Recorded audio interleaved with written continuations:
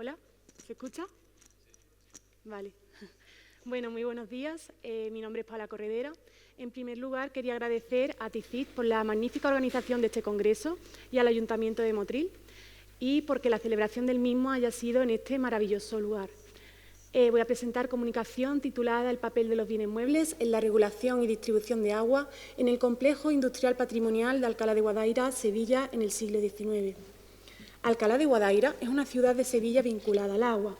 Si bien los molinos destacan como los elementos más destacados y perceptibles en su paisaje, existen otras construcciones de carácter industrial que permitieron el abastecimiento a la ciudad moderna en el siglo XIX. Unas obras de captación, suministro, almacenamiento, entre las que destaca la estación de bombeo de Adufe Bajo, que bombeaba agua al aljibe de Adufe Alto, y otras estaciones secundarias y depósitos secundarios, que hacían uso de un patrimonio mueble asociado que testimonia en la actualidad el papel que tuvo esa infraestructura en aquella época.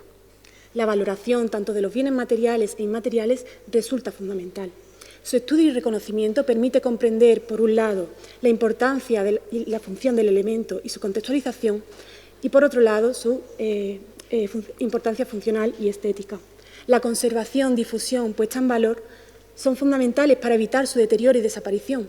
Su preservación permite realizar una conexión entre la historia del lugar y el presente, ofreciendo una experiencia inmersiva que invita a redescubrir el pasado funcional de las diferentes construcciones que componen el complejo. Así fue Alcalá de Guadaira el lugar elegido por sus características orográficas y la disponibilidad constante de agua. Los bienes muebles jugaron un papel fundamental en la operatividad y el funcionamiento del sistema, entendiendo bien mueble como aquel susceptible de traslación sin alteración ni deterioro. Es un sistema que debe entenderse como un sistema interconectado, en el que sus componentes no funcionan de forma independiente. Se trata de un patrimonio oculto o escasamente visibilizado, que merece ser rescatado y reinterpretado desde su función operativa y valor histórico. Así, partimos de una hipótesis en la que la falta de conocimiento del papel de estos bienes muebles ha dificultado su integración dentro del discurso patrimonial, ha limitado su integración dentro de estrategias de conservación y ha producido y ha contribuido a su escasa documentación, protección y puesta en valor. El objetivo general de esta comunicación será reivindicar su importancia tecnológica, histórica, inmaterial, infraestructural, patrimonial, favorecer su contextualización y, al mismo tiempo, promover su puesta en valor y difusión. Con su reconocimiento será posible, por un lado, entender la evolución del abastecimiento a la ciudad desde finales del siglo XIX y, por otro, tener constancia de esa puesta en valor, ¿no? Y conservación y difusión. Nos encontramos en Sevilla a finales del siglo XIX, en una situación de abastecimiento obsoleto e insuficiente. Fue la compañía inglesa de Civil Waters Works Company la encargada de modernizar la gestión y llevar la ciudad a una nueva etapa. El ingeniero Jorge Higgins fue el encargado de llevar a cabo dicha situación de modernización en 1882, con una concesión con un plazo de 99 años, transcurrido el cual el ayuntamiento sería propietario de todos los bienes y infraestructuras de la empresa. Unas obras que, apoyadas en maquinaria, aseguraban la eficacia y continuidad del sistema. Tomaban aguas de los manantiales de Santa Lucía, Zacatín, Villalba. Fue ampliándose esa red de captación con Otibar, Clavinque, Fuensanta, Retama. Y ya la calidad de la maquinaria del patrimonio mueble era constatable desde el 1885, a finales del siglo XIX. Moliny, en su visita a las obras, pudo constatar cómo el manantial de la Judía entraba a la estación de bombeo y se elevaba al depósito general, sin existir la posibilidad de elevarse los otros dos manantiales por estar desmontadas las bombas. Esto era un testimonio que ponía de relieve la dependencia del sistema respecto a este patrimonio mueble asociado, cuya ausencia afectaba directamente a la capacidad de abastecimiento. Así, el agua se reunía en el depósito de Zacatín, Villalba y La Judía, llegaba a la estación de bombeo de Adufe y se elevaba al depósito general antes de distribuirse a la ciudad. La estación, conocida como Casa de Máquinas, fue construida en 1885 y elevaba desde la cota 20 a la cota 70 el agua al depósito general. Desde la estación era posible tener control del recurso hídrico mediante instrumentos diseñados para tal fin. Es el caso del medidor que se sitúa en la escalera de planta baja a primera, en la imagen inferior derecha, que permitía tener control de la disponibilidad del depósito de Villalba sin tener que desplazarse hasta el lugar. Además, facilitaba una gestión eficiente del sistema y sería el equivalente al proceso informatizado a la actualidad, ¿no?, en la que sensores toman datos para la medición del volumen. Su conservación nos permite reflejar no solo su valor técnico e histórico, sino igualmente en constituir una solución innovadora y sostenible para la época. Además, en la parte superior e inferior izquierda se conserva un instrumento de medición llamado caudalímetro. Era del manantial de las Aceñas, se situaba en la caseta exterior junto a la estación de bombeo de Adufe Bajo y permitía medir la altura de la lámina de agua en una sección de aforo.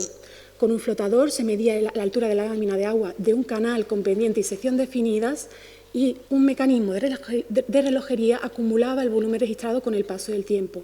Con la altura y el tiempo se hallaba el volumen. Fue trasladado en 2015 a la estación de filtraje de la Algaba para su restauración. Igualmente se ha querido incorporar un caudalímetro que se sitúa en el interior de la estación de bombeo de Adufe. Se expone como comparativa con el anterior, funcionaba de la misma forma que el anteriormente descrito y se conserva en su emplazamiento de origen y sería lo equivalente a un contador, lo que es un actual contador. Permitía comparar datos, detectar disminuciones o pérdidas y tener control de la disponibilidad del recurso hídrico.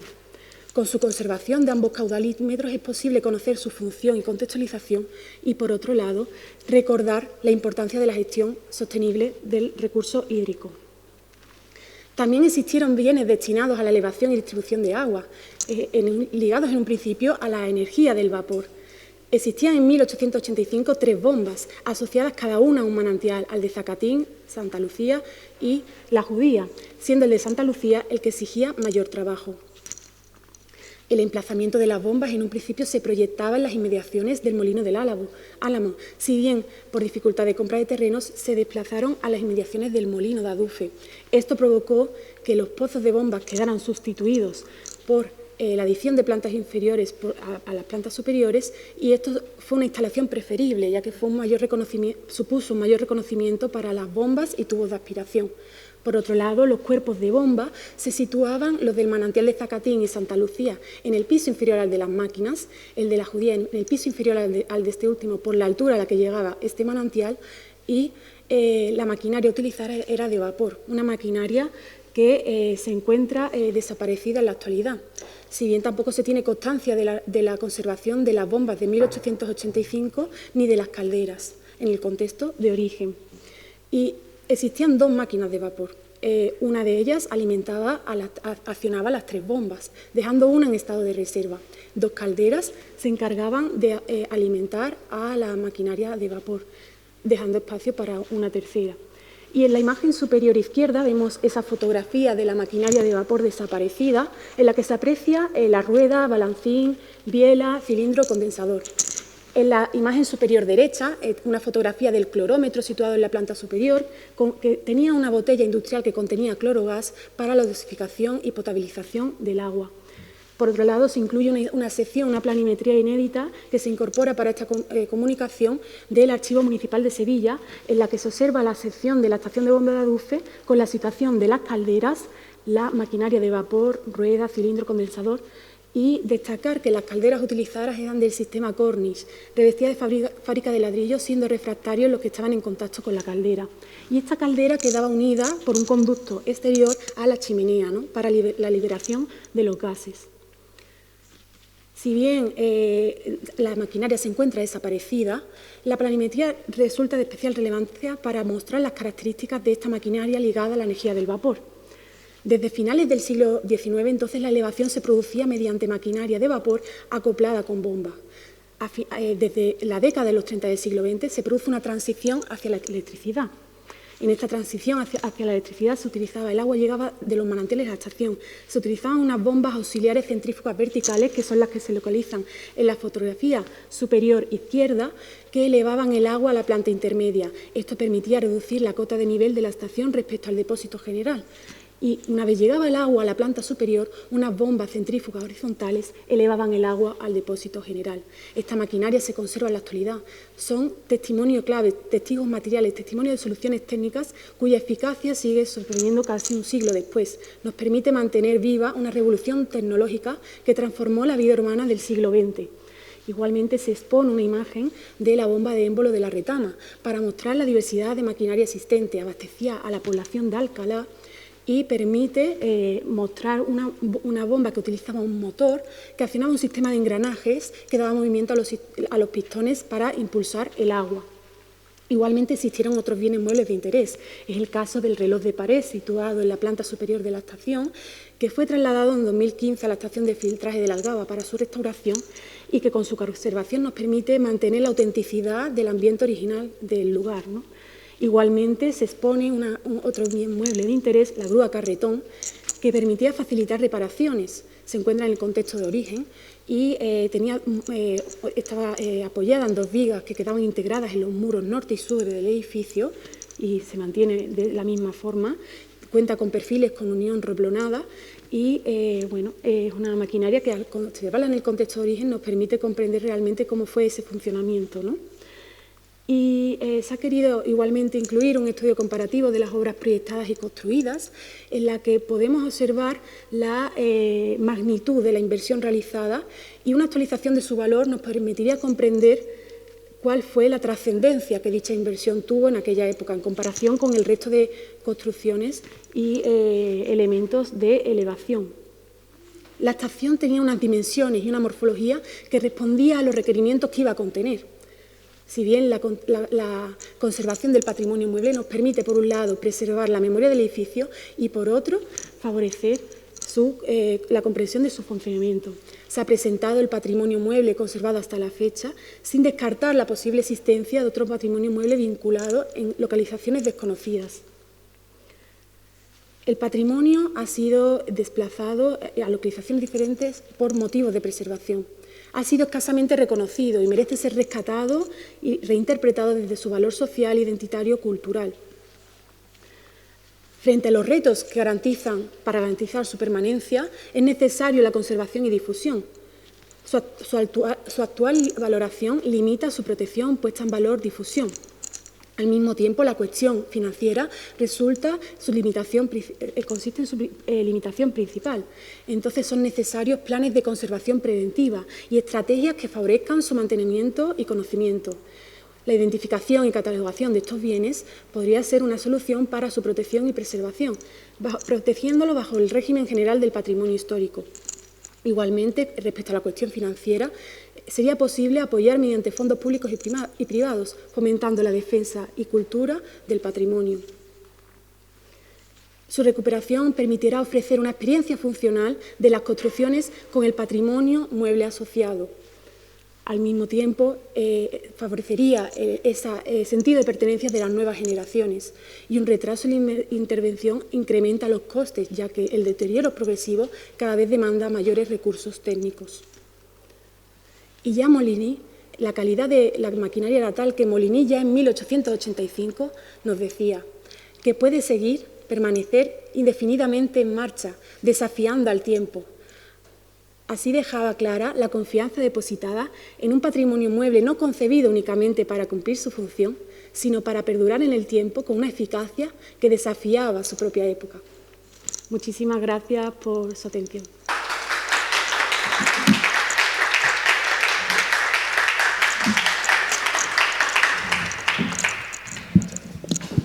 Gracias. Muchas gracias, Paola. Muy interesante todo lo que nos has presentado. Y bueno, a continuación, hoy solo hay 3 comunicaciones.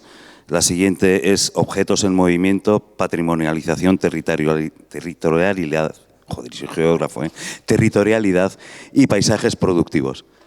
Que la presenta Julián Sobrino Simal, que yo creo que sobran presentaciones, ¿no? Al fin y al cabo es el artífice de este congreso, de que estemos aquí en Motril y bueno, es un referente, como todos conocéis, del patrimonio industrial desde hace muchos años. Yo creo que muchos lo leímos o leímos su obra antes de conocerle y bueno, pues sobre todo aprovechando mientras los problemas técnicos se van solucionando, que bueno, pues es el artífice, como digo, de que este congreso se haya celebrado en Motril. Él ha sido, con el apoyo del resto de la Junta Directiva, pero un apoyo virtual, reuniones virtuales y demás, ha sido el responsable de todo lo que aquí está sucediendo y lo que podamos encontrarnos en este marco incomparable, que diría un periodista. Y nada, os dejo con él. Gracias. Buenos días. Voy a tratar de ser breve. Decir que quizá esta presencia en distintas funciones de este congreso, que además no solamente las desarrollo yo, sino compañeros y compañeras mías de la Junta Directiva, es porque en un primer momento tuvimos la intención de servir de lanzadera para animar y para ejemplificar posibles líneas de investigación en trabajo. No es simplemente un deseo de estar, sino un deseo de incentivar y de ir marcando cuando hablábamos con colegas, diciendo, mira, estas son las posibilidades en relación con patrimonio mueble, porque, claro, lo que sucedía muchas veces es, ya conocen ustedes, ¿no? Objetualizamos excesivamente el patrimonio en el inmueble, y aunque se habla del paisaje de una manera específica, pero bastantes veces cuesta trabajo, tiene dificultad establecer la territorialidad del inmueble. Y como decía ayer, los inmuebles son territorios. No se podía entender la fábrica de artillería sin las minas de carbón de Villanueva de Reimina, sin las minas de cobre de Río Tinto, sin las minas de cobre de Cuba, sin las minas de estaño de Suecia, sin el carbón vegetal que venía del Aljarafe, sin la cera que venía de Sierra Morena. Es decir, ¿cómo vamos a entender una fábrica sin todos esos contextos? Y si además le añadimos las personas que venían de Cádiz, de Málaga, de Flandes, de Mallorca, en relación con las fundiciones de la corona, es decir, todo el trasvase de innovación, de ideas, de tecnología y de presencia de técnicos extranjeros o de técnicos del Reino de España de distintos lugares, la territorialidad, podemos desplegar un atlas del inmueble. Podemos hacer ese atlas perfecto del inmueble y de esa manera nos va a ayudar a entenderlo un poco mejor. Están viendo ustedes una imagen de Astilleros Nereo, donde arrancamos la visita precongreso, ¿de acuerdo? Y estos objetos en el territorio que ven ustedes ahí, de Cesare Brandi, uno de los grandes arquitectos de nuestro tiempo, sigue activo en la actualidad, es una imagen muy elocuente de cómo consideramos los inmuebles, ¿no? Como esos jarrones chinos, que tienen también lecturas políticas, como ustedes saben, que son valiosos, pero que están aislados, que ya no hay interlocución con ellos porque ha pasado su tiempo o simplemente porque no se quiere que adquieran o que tomen protagonismo una vez que ya han dejado su función anterior, ¿no? Pero, sin embargo, esos objetos en el territorio, en esta imagen del fin de la Edad Media, de la escuela flamenca, es cuando, si hablamos de los oficios, hablamos del trabajo, hablamos de la agricultura, pues evidentemente las herramientas, las personas, el paisaje y los espacios de la producción constituyen un todo integral. Si a ello les unimos los caminos hacia las casas, los caminos hacia las granjas, es decir, todo el sistema de movilidad que necesita realmente un espacio, un lugar de producción para que pueda desarrollarse, está claro que tenemos que ampliar de una manera importante esa idea de atlas. Objetos en movimiento. Podemos hablar a la hora de definir el objeto, tenemos que hablar de productores, tenemos que hablar de territorio, y estos son los contextos de explicación y de significación, los espacios, los tiempos y sus temporalidades, los medios sociales, los valores culturales, los modos de producción. De todo esto nos están hablando el concepto de, para patrimonializar un objeto industrial, de que la fábrica no es un fin en sí mismo y la patrimonialización, por tanto, no debe ser objetualista y descontextualizada. Conservar equivale a activar, investigar e implica involucrar. y conecto con Paula Corredera. Tuve la suerte de trabajar con Miguel y con Esther, arquitectos del estudio Arquitectura F6, que ganó el concurso para el desarrollo de la rehabilitación de la estación de Adufe, ¿no? Ahora mismo está en fase de, esperemos que pronto haya una licitación de obra y se pueda llevar a cabo precisamente esta idea que Paola ha realizado un prólogo magnífico a la hora de contextualizar el territorio desde el cual se extraían y se bombeaban aguas a la ciudad de Sevilla en la época de la Sevilla Waterworks, en la época de lo que se conocía como el agua de los ingleses, ¿no? Precisamente de la pieza al nodo relacional, las piezas que podemos ver descontextualizadas en un momento determinado, hacen falta superar la visión del objeto como una reliquia, establecer el valor del objeto con sus vínculos sociales y la movilidad física de ese objeto en el territorio. El objeto técnico es un agente de mediación entre técnica, memoria y territorio. Podemos hablar de 6 dimensiones que tiene el objeto industrial, ¿no? El objeto mueble lo podemos leer en 6 planos, desde el plano de la tecnología, como símbolo, como forma, como huella, como mediador y como patrimonio. El objeto deviene huella, testimonio y símbolo, no es solamente un simple artefacto, ¿no? Y en este caso concreto que estamos viendo a una empleada del sector textil, a veces se cae en la estetización museográfica, en la descontextualización territorial y en la despolitización. Se eliminan los conflictos. Recuerdo que una de mis primeras visitas, cuando se realizaron en Lisboa las segundas jornadas ibéricas de patrimonio industrial y de la obra pública, las primeras las hicimos entre Sevilla y Motril en el año 89, las siguientes fueron en Lisboa y nos llevaron de visita a Maceira do Liz, donde había una fábrica de cementos, sigue habiendo una fábrica de cementos, que la llamaban la Arcadia Industrial.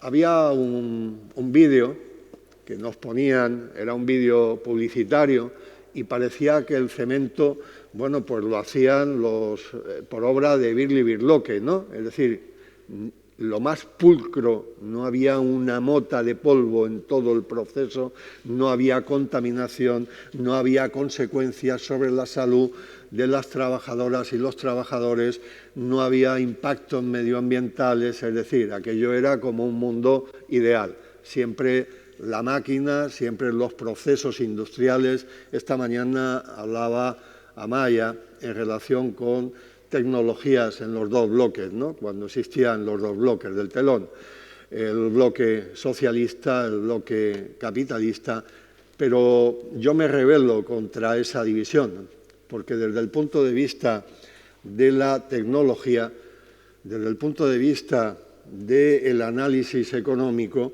está mal utilizado el término. Creo que se debe hablar más que de economía capitalista y economía socialista, se debe hablar de economía productivista. Es otro asunto completamente diferente y especialmente occidental, porque si no, caemos en un gravísimo error, como es como cuando oigo a mis colegas, es que la crisis ambiental actual es producto del capitalismo. Y claro, cuando les hablo del canal del Mar Blanco en la Unión Soviética, cuando les hablo de los desvíos de los ríos, de la desecación de lagos, cuando les hablo de la bahía de La Habana, el sitio más contaminado del mundo, cuando les hablo de las matanzas de pájaros que hubo en China en relación con la revolución cultural, cuando les hablo de todos los impactos medioambientales que hay en eso que se llama el otro mundo, el mercado socialista,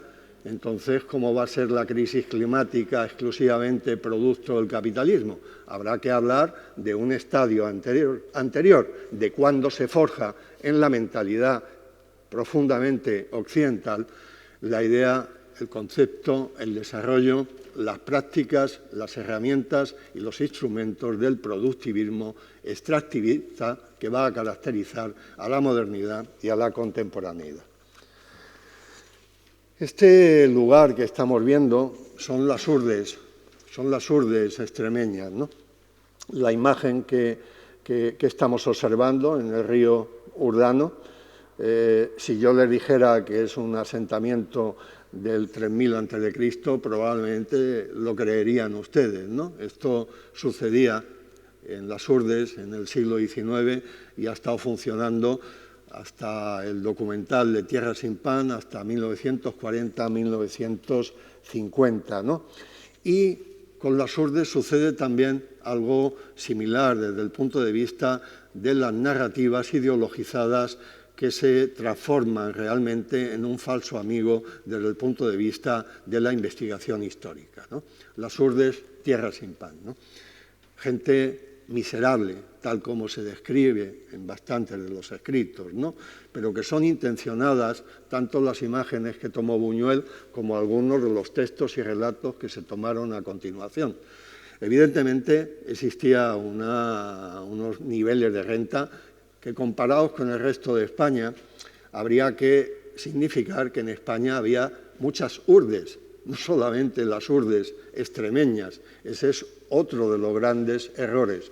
En 1920, 1930, yo he conocido personalmente, en 1960, en mis años mozos de 1960, he conocido en un ambiente de La Mancha, ustedes lo han visto también en la película de, la película basada en la novela de Miguel Delibes, Los Santos Inocentes. Eso lo han visto ustedes también. Yo lo he visto en La Mancha en los años 60 con niveles de precariedad y de miseria similares a los de las Urdes en 1930 en Tierra sin Pan. Por tanto, realmente hay que hacer sobre el objeto una investigación seria desde el punto de vista de la historia social. Siempre lo mantengo, ¿no?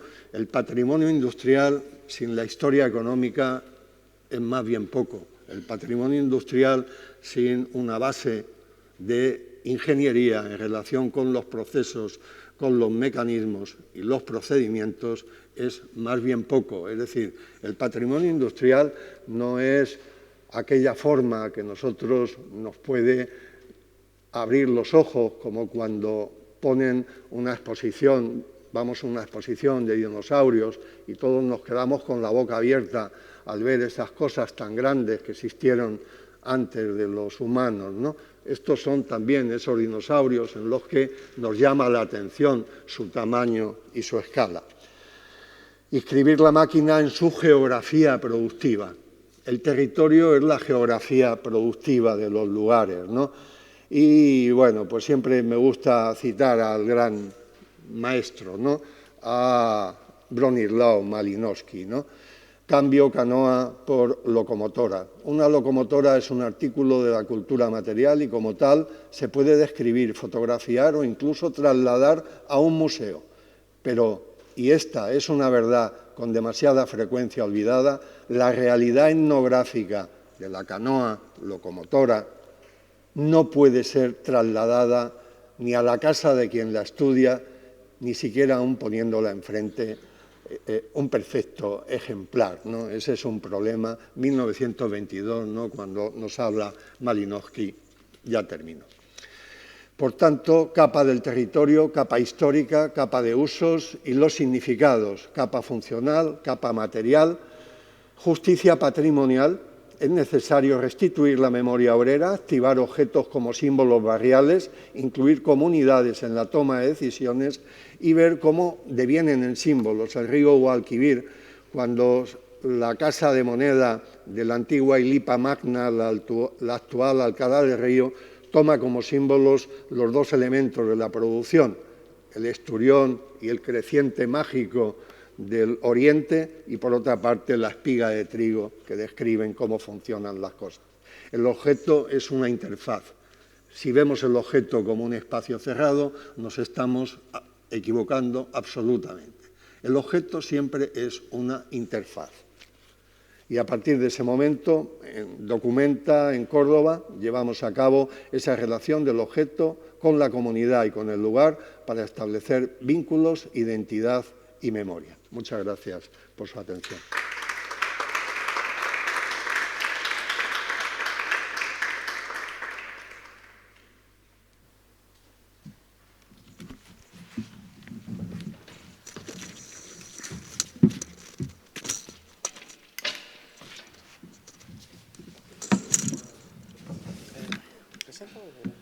No, me toca. Vale, sí, aquí somos.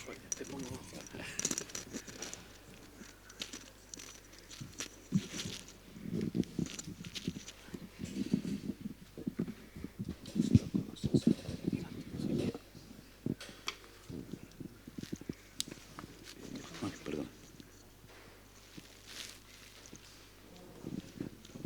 Bueno, pues la siguiente comunicación corre a cargo de Gerardo Cueto y nos va a hablar de artefactos decorativos, la artistificación del patrimonio industrial mueble en Cantabria.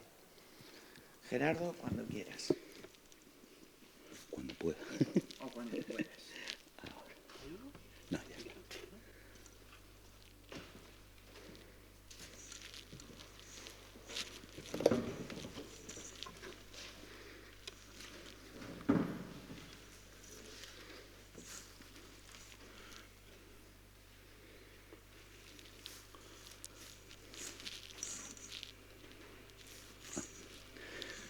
Bueno, buenos días de nuevo.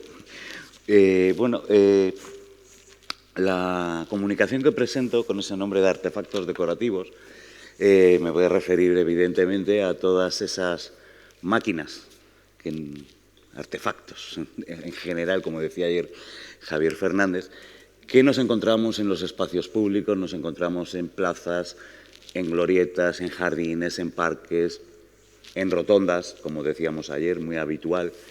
Y bueno, pues he hecho un repaso a Cantabria, que desde luego no es ajena a este fenómeno, generalizado en todo el mundo, ¿no? Y bueno, pues era una manera de poner en orden todo lo que había, todo lo que tenía, imágenes y demás que nos encontramos por mi comunidad autónoma, ¿no? Que creo que, bueno, podría ser un proyecto a nivel nacional y nos haríamos un inventario tremendo, ¿no?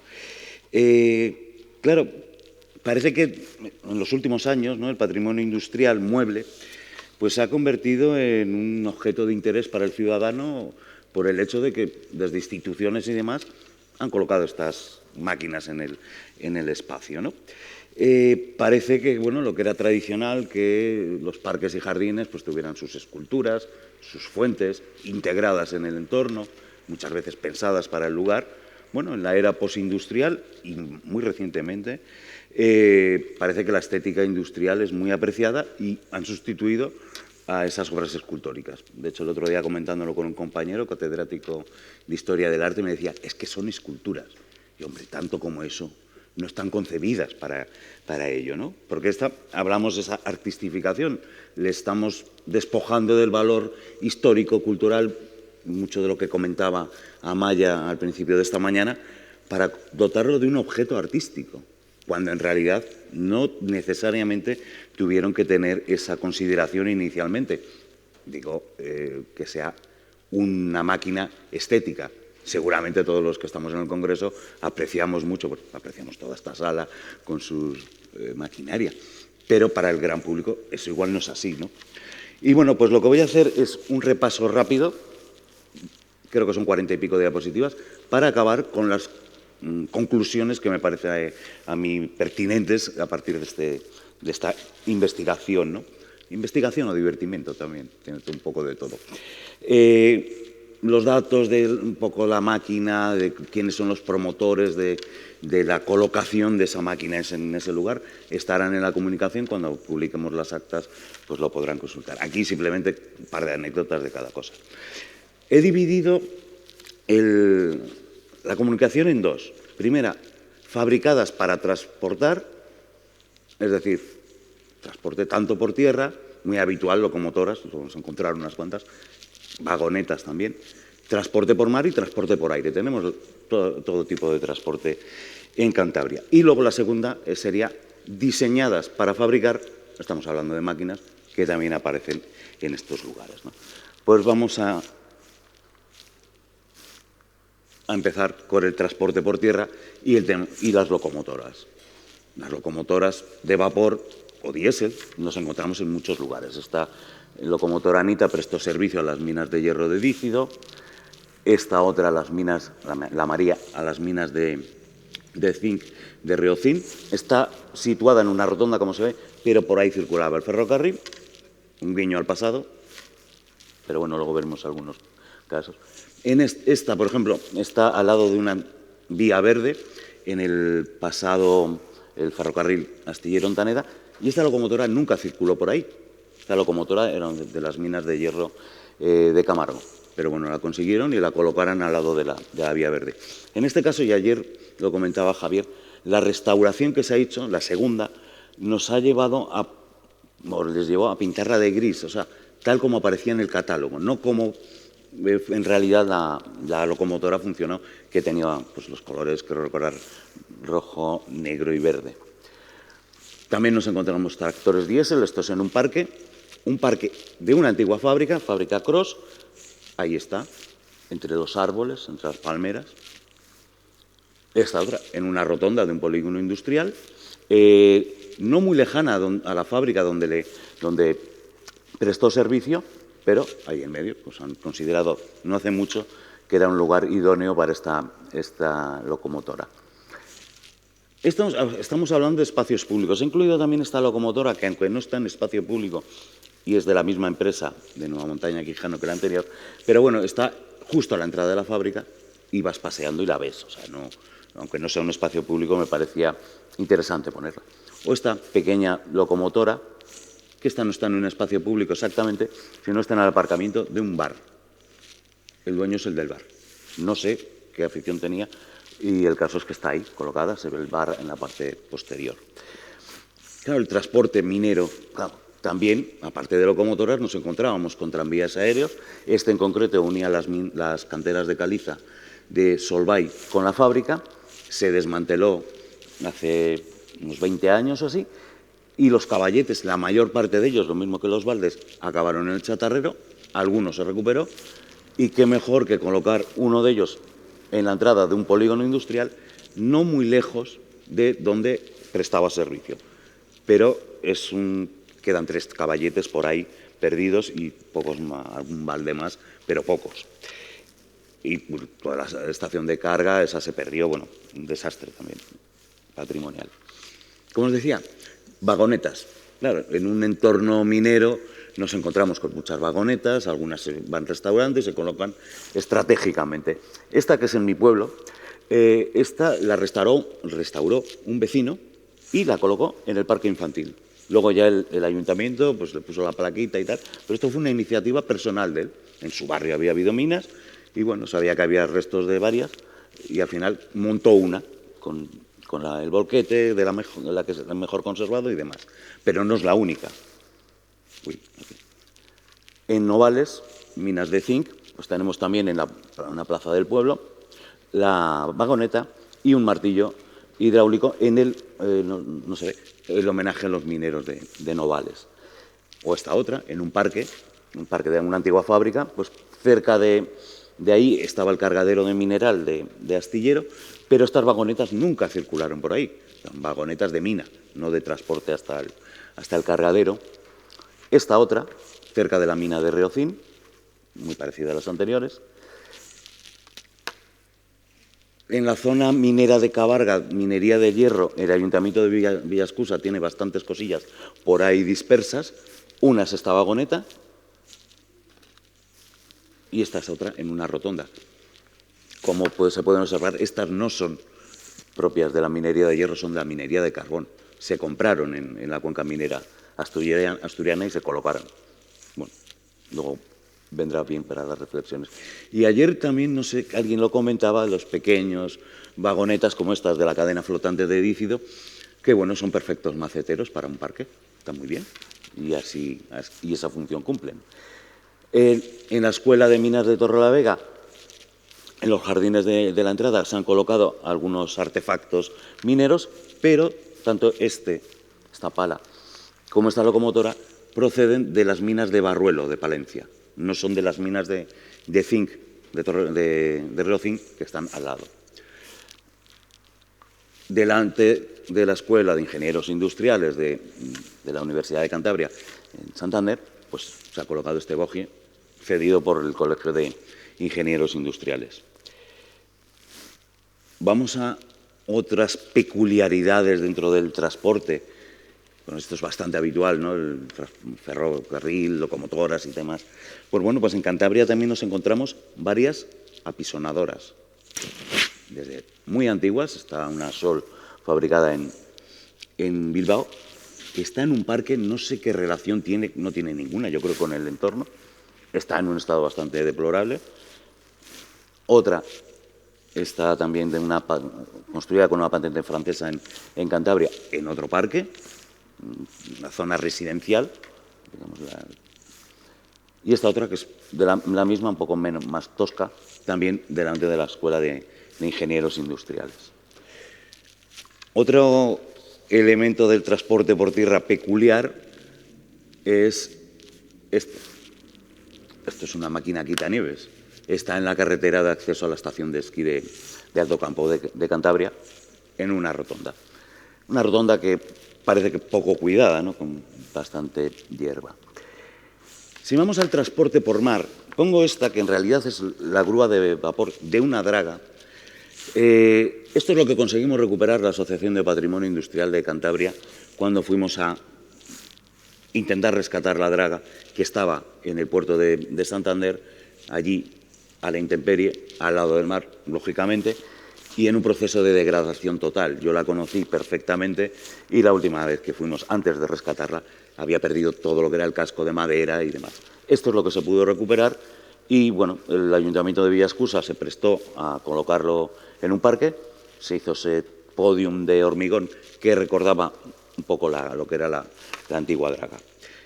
Otros barquitos, bueno, barcos de pescadores. Esta es una barquilla también en una rotonda en Astillero, que os va a salir varias veces. La cedió su propietario hace unos 10 años o así.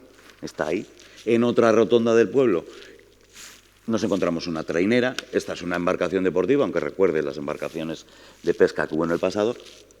La trainera de Astillero siempre fue de las potentes del Cantábrico. Digo fue porque ahora no lo es. Pero bueno, está ahí también, recordando el pasado, en este caso más deportivo. O un ancla. Anclas hay en muchos lugares, muchas villas costeras. Esta también es en Astillero. Esta la rescataron dragando la ría, por ejemplo, y pues la colocaron ahí en un parterre. También, en el límite del municipio, hay un puente de barco construido por los astilleros de ese pueblo, de Astillero. Otra rotonda. Y vamos a finalizar con esta parte de fabricadas para transportar con el transporte por el aire. A la entrada del aeropuerto de Santander, al aeropuerto de Parayas, se colocaron estos dos cazabombarderos estadounidenses. Fue muy pronto, en los años 90. La peculiaridad de estos cazabombarderos, de fabricación estadounidense, pero utilizados por el ejército español, es que desembarcaron por el puerto de Santander y precisamente en las proximidades del aeropuerto, en los años 50, se acondicionaron para que luego volaran a su destino, que era, no recuerdo ahora, bueno, tengo por aquí, el destino que era como aviones escuela, ¿no?, para enseñar a los pilotos de aquí. Bueno, si esto resulta complicado de entender a veces, ¿no?, pero es una máquina que se mueve y conocemos, ¿no?, un barco, un avión, locomotora. Claro, cuando nos encontramos en un parque esos artefactos diseñados para fabricar, totalmente descontextualizados, que ya lo hemos visto bastante aquí, pues ya la interpretación es mucho más complicada de lo que se refiere a una máquina estática. En la lechera, en Torrelavega, delante de una fábrica de leche, hay varias máquinas, que son las que vamos a ver ahora.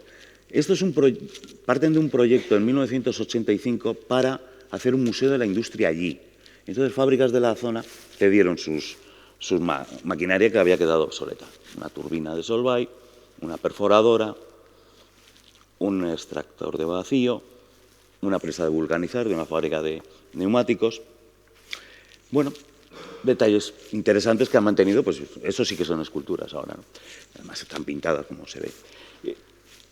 Voy avanzando porque me voy autocontrolando y voy pasando el tiempo. Delante de diversas escuelas técnicas de la Universidad de Cantabria, pues nos encontramos un mástil de señales delante de la Escuela de Náutica. Máquina de vapor de una draga polaca también está ahí delante de la empresa.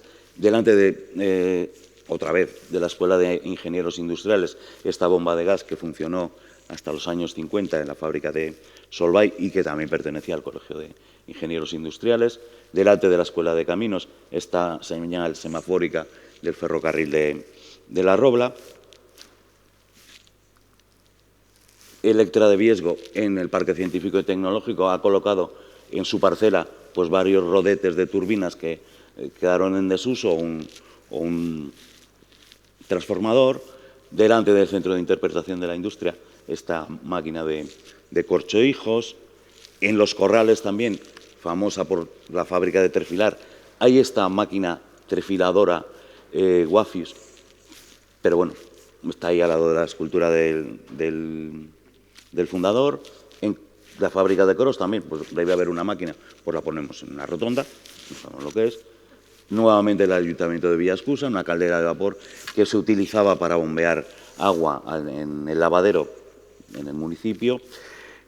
Y bueno, esta sería la única escultura, si podemos denominarla así, que sería esta grúa de piedra en el puerto de Santander, que se mantiene en el lugar. El resto han sido trasladadas y están descontextualizadas.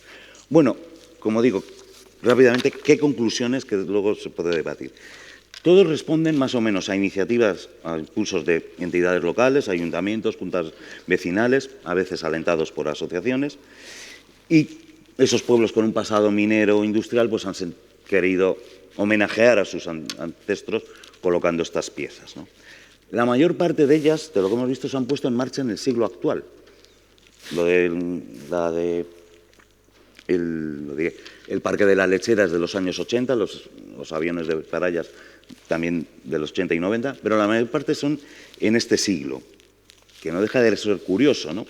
Porque, claro, ha ido pasando el tiempo, la maquinaria más interesante seguramente se perdió, con lo cual estamos exhibiendo en nuestro pueblo lo que ha sobrado, no lo mejor.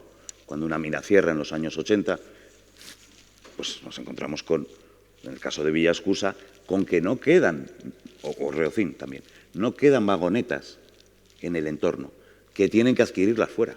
La de Reocín que veíamos es un volquete, pero no es de la mina de Reocín, es de la mina de Novales, otra que está próxima, pero no es de ella. Llama la atención que las dos principales cuencas mineras de Cantabria tengan que recurrir a la compra de vagonetas fuera, porque las han perdido, acabarían en la chatarra, ¿no?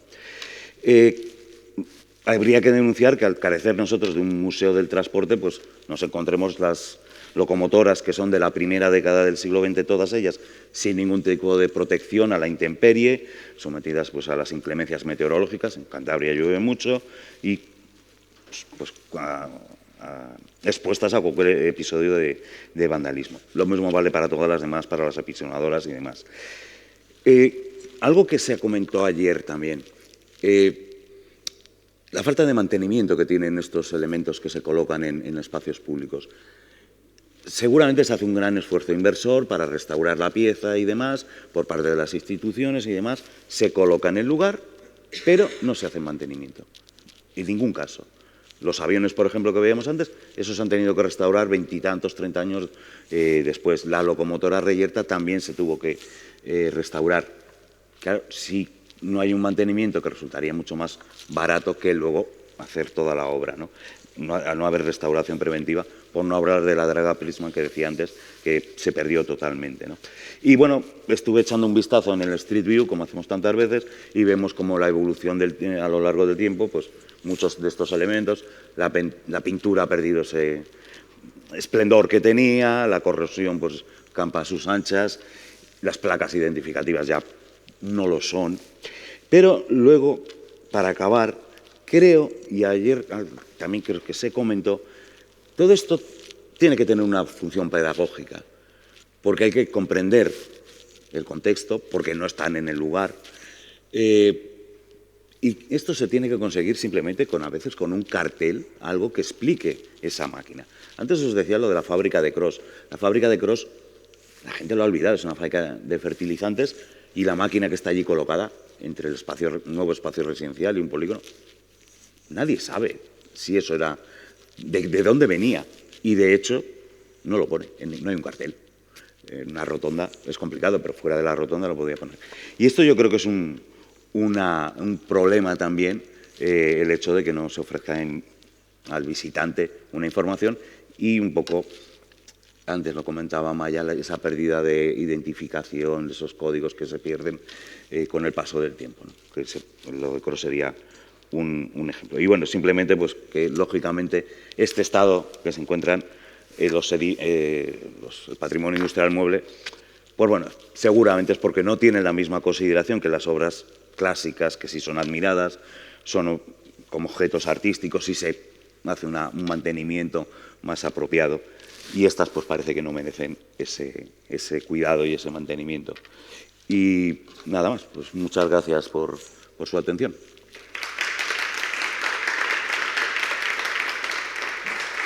Y perdón por haberme excedido.